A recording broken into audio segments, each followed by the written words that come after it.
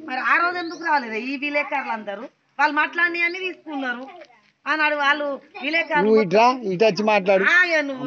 మరి నువ్వు ఆడ నించొని నువ్వు అది కాదు ఇప్పుడు నువ్వు ప్రజల మనిషి అయితే రేపు ఎలక్షన్లు వస్తానే నువ్వు ప్రజల కోసం మాట్లాడు నువ్వు వాస్తవానికి నేను చెప్పిన అది కాదు నువ్వు మాట్లాడు తప్పేం లేదు ఇప్పుడు ఇక్కడ ప్రజల కోసం మనం మాట్లాడాలి ఇప్పుడు ఇక్కడ పార్టీల గురించి నేను మాట్లాడడానికి రాలేదని చెప్పిన వాళ్ళకు బాధ ఉన్నది ఎవరు చేసినా వాళ్ళకు పని కావాలనే ఆలోచన ఇక్కడ మేము పార్టీ పరంగా రాలేదు అది మీ ఆలోచన దేవేంద్ర మాట్లాడిండు ఆయన మాట్లాడిండు ఈయన మాట్లాడి అరే మేము ఇప్పుడు అద్దంటానవా చేయంగా మేమన్నా వచ్చి వాళ్ళని చేయకుండా తీసుకున్నాడు అరే నేను చేస్తా కూడా ఈ పని చేస్తాను అనేది ఒక వాయిస్ వస్తుంది అంటే ఇప్పుడు మన క్వశ్చన్ చేయండి ఈ రోడ్లు కావాలి డోర్లు కావాలి డబుల్ బెడ్రూమ్లకు ట్యాంక్ కావాలి పైప్ లైన్ కావాలి నల్లాలు కావాలి ఇవన్నీ ఏర్పాటు చేయాలి మిగిలిన ఇంట్లో పూర్తి చేయాలి బాధ్యత మీరు క్వశ్చన్ చేసి ప్రభుత్వం నుంచి అది కాదు ఇప్పుడు మేము మాట్లాడేది ఒకటి కంపెనీ మిగిల్చిన రూమ్లలో బతుకుతాను రిపేర్లు చేసుకొని అది వాస్తవమే ఏమైందే కుమారన్ తమ్ముడా మాకు ఆవాసం సరిగా లేక కంపెనీ రూమ్ లో రిపేర్ చేసుకుని ఉంటాను దీన్ని అయితే ఓకే అనే ఆలోచన మనకు మైండ్ లేదా కూలిపోయే నివాసాలు అడిగి భూములు అడిగి పట్టాలు కొంచెం ఇక్కడ తక్కువ ఉన్నాయి ఇక్కడ పట్టాలు అసైన్మెంట్ భూములు ఉన్నాయి అసలు పట్టాలు లేవు అందుకే దీన్ని ఎట్లా ఆలోచన తోటి దీన్ని దత్తది ప్రజావాణి పెట్టి ఫస్ట్ గ్రామాలల్లో ఎస్సీ ఎస్టీకి వర్గం డివైడ్ పక్క పెట్టు బీసీలో ఒకటే ఎస్సీలో ఒకటే ఎస్టీలో ఒకటే ఇక్కడ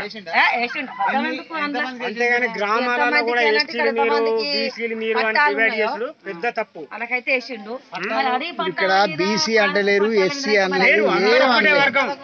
ఎవరి గురించి మాట్లాడాలి ఇక్కడ బాధ ఉన్నది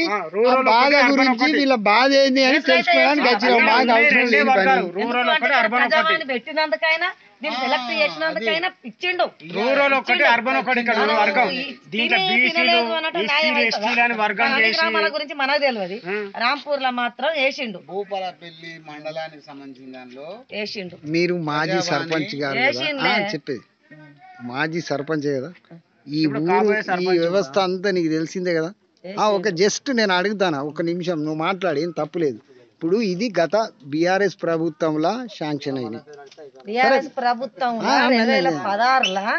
ఇట్లా నేను తిరిగి మామూలుగా తిరగాలి తిరిగి ఫస్ట్ 30 ఇండ్లు తెచ్చిన ఆ తర్వాత 88 ఇండ్లు తెచ్చిన 38 ఇండ్లు ఇక్కడ విన్నావా 38 ఇండ్లల్లా దీన్ని లాస్ట్ చేద్దామని చెప్పి అనే టైంలో ఇక నా నామినేషన్ పేపర్ వేయింది ఆ ఇండ్లు అట్లనే ఆగిపోయినాయి ఇంకా కొన్ని ఇండ్లు వాళ్ళ సొంత డబ్బులు పెట్టుకొని కొంతమంది ఇండ్లు లేక కూలిపోతా అంటే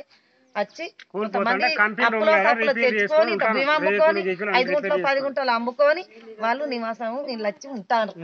ఇంకా కొంతమందికి అసలే లేని పరిస్థితి ఉన్నది వాళ్ళది విన్నావా అసలు తినబోదామంటే తిండికి లేని వాళ్ళ పరిస్థితి ఏంటంటే వాళ్ళ ఇండ్లు అట్లనే ఆగిపోయినాయి మరి బిల్లులు ఎక్కడ పోయినాయి అది కలెక్టర్ దగ్గర ఆగిందా లేకపోతే ఏ గారి దగ్గర ఆగిందా డి గారి దగ్గర ఆగిందా దీనికి పిఆర్ఐ బాసు మరి పిఆర్ఐ ట్రాన్స్ఫర్ అయ్యిండు చిట్టాల వేయండు కొత్త పిఆర్ఐ మాత్రం వరకు ఆయన ఆశుకే లేదు మాకు అట్లా కూడా దండలాడతాను దీనికి సత్యన్న దృష్టికి కూడా తీసుకుపోయిండు సత్యన్న దృష్టికి తీసుకుపోయిండు సత్యన్న కూడా మరి ఏం మాట్లాడిండో మనకు తెలియదు ఒకసారి నేను కూడా పోదామని చూస్తాను ఎవరైతే మన గెలిచినప్పుడు మన పనులు చేయాలి గెలిచినప్పుడు ఏ తల్లి అయినా అడగంది అన్నం పెట్టది అడుగుతాను అన్నం పెడతారు ఆ రకంగా వీళ్ళకు డబల్ బెడ్రూమ్లల్లా లాట్రూమ్లు ఏది మేము రేకులు గీకులు అన్ని సెట్ చేసుకొని రోడ్లు లేవు ఇంకా డ్రైనింగ్ సైడ్ కాలువలు జస్ట్ ఇప్పుడు వీళ్ళు మహిళలు జస్ట్ ఒక్క ఆలోచన ఇప్పుడు వీళ్ళకాగా అదే లాట్రిన్లు బాత్రూమ్ లేకుంటే వీళ్ళ పరిస్థితి ఏంది జంగల్ నది ఇప్పుడు రాత్రి పూట వీళ్ళకి ఎంత ఇబ్బంది అవుతుంది మీరు ఒక మహిళగా వీళ్ళ గురించి మీరు ఒకసారి నగైతే జరిగితే అది మామూలుగా అది ప్రభుత్వానికే మంచి పేరు కాదు చెడ్డ పేరు కలెక్టర్ గాని ఇలా ఎమ్మెల్యే గారు గాని దీని మీద కొంచెం మంచి దృష్టి పెట్టి